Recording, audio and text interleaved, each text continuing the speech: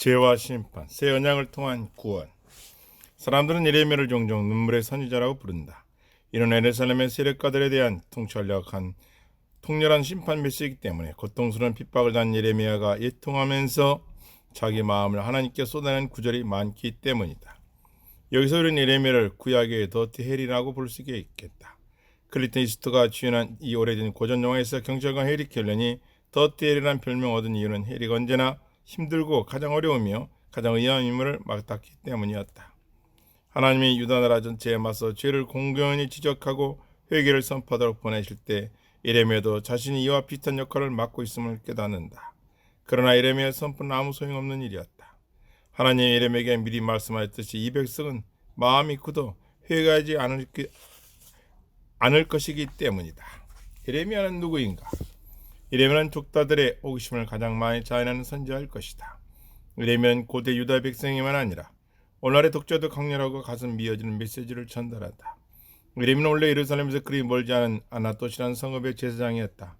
하나님 예레미야가 어렸을 때 선지자로 부르셨으며 예레미야는 오랫동안 예언 사역을 한다. 그러나 유다와 예루살렘 백성이 예레미야의 말에 귀를 기르지 않았기에 예레미야의 임무는 힘겨웠다.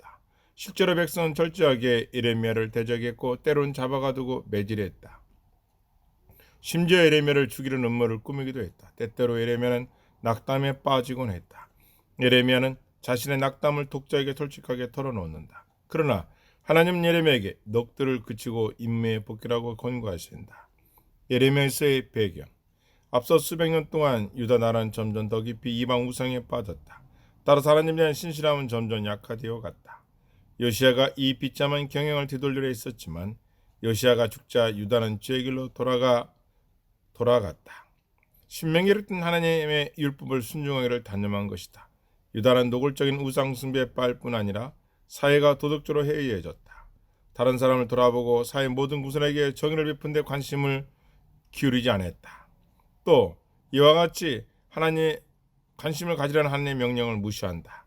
예레미야는 이런 비극적인 기간부터 예루살렘이 바빌론에게 전능당하고 참혹하게 멸망할 때까지 예루살렘에 거주하면서 하나님 말씀을 대언한다. 예레미야서는 요시야, 요아스, 요아킴, 요아긴, 시드기야 그리고 예루살렘 차마 이후의 짧은 기간까지 여러 유다 왕의 통치에 걸쳐 40년 넘게 사역한다. 예레미야서의 핵심.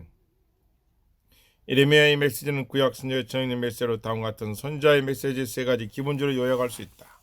첫째, 너희 유다는 언약을 음행했다. 그러므로 회개해야 한다. 둘째, 회개하지 않는다면 심판을 당한다. 셋째, 그러나 심판 너머에는 이스라엘과 유다는 물론 열방에도 영광스러운 미래 회복의 소망이 있다.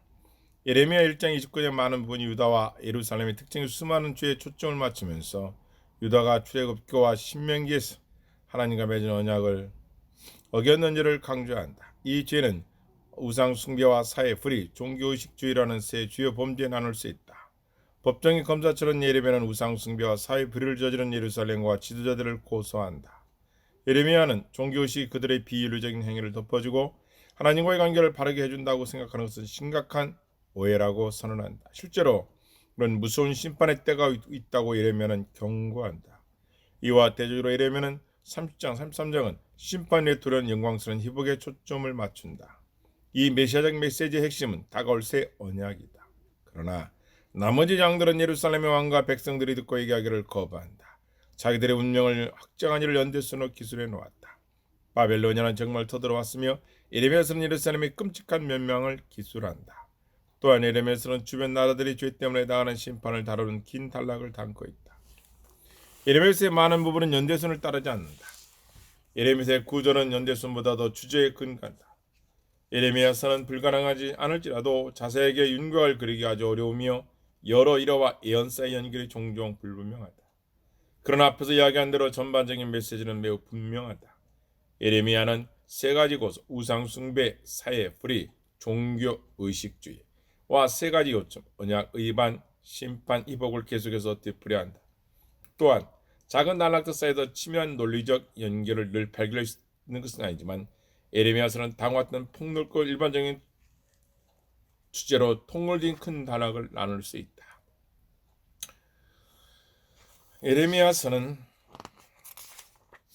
죄와 깨어진 관계의 심판과 그것 때문에 우상 하나님과의 관계 배반에 대하여 또 우상 숭배에 대하여 회개하고 제발 회개하라고 외친다. 회복과 새 언약을 전하고 있으며 참혹하고 비극전 예루살렘 치유너를 말한다. 열방에 대한 심판이 있을 것이며 거듭 기술한 예루살렘 멸망을 이야기한다.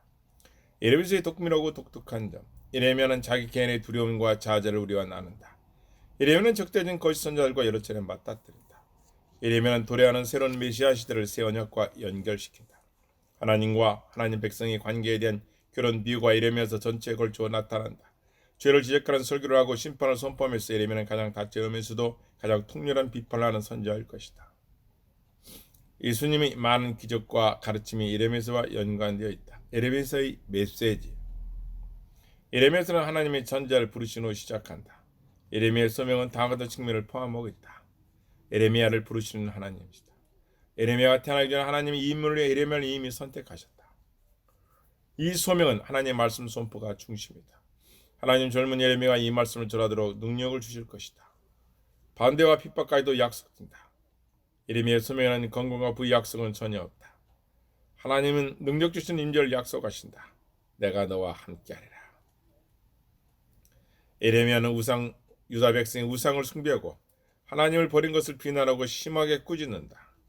하나님은 셋째는 유다 백성 하나님을 버렸다고 선언하신다. 하나님을 거스르는 우상 숭배는 하나님과 하나님 백성 관계 배반이요 마치 간음행위로 인한 부부 사이의 배반과 같다고 예레미야는 선포한다. 하나님은 그들 사는 백성의 회개가 돌아오고 요청하신다. 그러나 이스라엘은 더 이상 자기 죄를 인정하지 않을 뿐더러 하나님에게로 돌아오지 않는다. 예레미야는 간음한 아내비를 넘어 유다 비유로 옮겨간다. 왜냐하면 음녀는 더 이상 자기 죄를 부끄러워하며 얼굴을 붉히지 않기 때문이다. 실제로 책 전체에 걸쳐 예레미야는 유다 예루살렘을 자주 음녀에 비유한다. 마치 결혼한 음녀가 부부관계를 완전히 저버리고 또한 남편에게 고통과 당혹을 안겨주며 여인을 쫓아가듯이 유다 백성은 다른 신을 쫓아가고 있다. 예레미야는 이게 요청 속에 미래의 복을 슬쩍 엮어놓는다. 예레미야는 세계 열방이 하나님을 예배하기 위해 예루살렘을 찾아오는 미래를 묘사한다. 그때는 언약궤가 더 이상 예루살렘에 있지 않을 것이며 아무도 언약궤를 그리지 않을 것을 선포한다. 모세 시대 이후 내내 언약궤는 이스라엘 가운데 거하시는 하나님 임재의 중심부였다. 그러나 선지자들은 미래의 복을 바라보면서 하나님의 임재를 더 치밀하고 더 강력하게 누릴 수 있는 성령을 통해 새로운 시대를 그려보인다. 선지자 요엘과 에스겔은 이 주제를 더욱 세부적으로 발전시킨다. 예레미야의 회개 요청에도 불구하고 유다 백성은 자기 죄를 버리거나 인정하는 것조차도 거부한다. 예레미야는 무서운 결말을 이야기한다. 바벨론의 끔찍한 침공이 예상치 못한 번개 같은 속도로 유대에 닥칠 것이다. 심판과 대조로 하나님은 모든 사람을 멸하지 않고 남은 자를 구원했다고 말씀하신다. 또 이 단락에서 초점이 우상숭배의 죄에서 사회의 불이 특히 부유한 지도자의 죄로 옮겨간다. 종교의식은 사회의 불효는 심각한 죄를 덮어주지 못할 것이다. 이 단락의 또 다른 강렬한 이미지는 상처, 질병과 치유 이미지이다. 예레미야는 상처와 질병을 죄와 그 결과를 나타내는 상징적인 이미지로 이와 대조하여 치유를 용서와 유혹을 나타내는 이미지로 사용한다. 예레미야 7장에서 하나님 유다 백성이 하나님에게 귀를 기울이지 않고 순종하지 않는다고 거듭 말씀하신다. 반면에 8장은 백성이 귀를 기울인 거짓 선지자와 제사장, 다른 지도의 거짓말과 속임수에 초점을 맞춘다. 예레미야 10장은 하나님 우상 숭배의 거짓말을 믿는 일이 어리석음을 강조하면서 우상을 숭배한 사람들을 모두 비웃으신다. 하나님 우상이 논에 새는 허수아비에 같다고 선언하신다.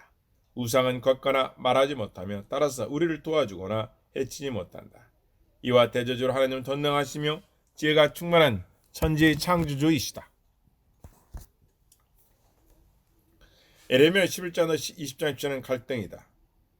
이스라엘은 출애굽 때 맺은 모세 언약을 깨뜨렸으며 이제는 하나님의 대변인 예레미야가 공격을 받는다. 예레미야 11장에서 하나님은 이스라엘과 유다가 모세를 언했다고 말씀하신다. 따라서 하나님 더 이상 백성이 부르심에 귀를 기울이거나 예레미야가 그들을 위해 중재하는 것을 허락지 않으실 것이다. 모세 언약은 새롭고 더 나은 언약의 필요성을 지적한다. 예레미야는 환영받지 못한다. 예레미야는 하나님 향해 하소연과 비탄을 쏟아내면서 이 약한 자를 빨리 심판해달라고 예언한다. 하나님은 더 상황이 악화될 것이므로 그리 쉽게 포기하지 말라고 부드럽게 예레미야를 다루신다. 예레미야 13장은 실물 교육을 담고 있다. 하나님은 예레미야에게 뱃띠를 땅에 묻은 다음 나중에 다시 가서 파내라고 말씀하신다. 물론 뱃띠는 썩어 있었는데 이는 유다와 예루살렘의 잘못된 교만 역시 썩게 될 것임을 상징한다. 예레미야는 왜 모세와 사무엘처럼 백성을 위해 중재하며 구원을 하지 않는가? 예레미야 14장에서는 하나님 예레미야에게 지금은 중재할 때가 아니라 심판의 때이므로 모세와 사무엘처럼 중재하지 말라고 말씀하신다. 다가오는 심판 때문에 기쁨이 사라질 것이다. 따라서 예레미야 16장에서 하나님은 예레미야에게 괴로워하지 말라고 말씀하십니다. 의로 또는 없을 것임을 상징을 위해 장례식에도 가지 말라고 말씀하십니다. 예레미야 17장은 하나님을 신뢰하는 자 참지에 대한 숙고하는 시다. 예레미야는 직면한 온갖 어려움에도 불구하고 하나님에 대한 자신의 굳은 신뢰를 표명한다. 예레미야 절기에 걸쳐 우리는 피할 수 없는 심판이라는 주제와 그 심판을 막으려고 해결을 외치는 선자의 요청이 섞여 있는 것을 발견한다. 예레미야 18장은 토기장의 미를 통해 이를 설명한다. 토기장이가 망친 토기로 다른 모양의 그릇을 빚듯이 하나님도 에게 요청에 어떻게 응답하는가 근거에 백성과 나라들을 다시 빚을 권한을 갖고 계신다. 그러나 예레미야 19장에서는 토기가 굳어지고 다시 빚을 수 없게 됐다. 이제 토기는 내던져 주께서 흰놈의 아들 골짜기에나 올리게 된다. 흰놈의 아들 골짜기는 일산 성벽 바로 바깥에 있는 장소로 우상 숭배와 심지어 어린아이 제사도 꾸준히 벌어지는 곳이었다.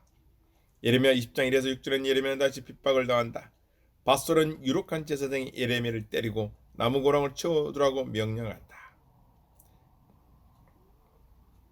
예레미야는 갇혔다가 풀려나자 예레미야는 밧솔에게 심판을 선언하고 찬양과 신뢰, 절망과 낙담이 섞인 마지막 예가를 통해 하나님께 부르짖는다.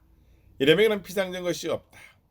예레미야는 힘든 시기에 의만 백성 가운데 살지만 비록 환영받지 못할지라도 계속해서 하나님의 메시지를 전달한다. 또한 자신의 삶과 사역이 얼마나 고달파한지를 계속해서 솔직하게 말하고 있다.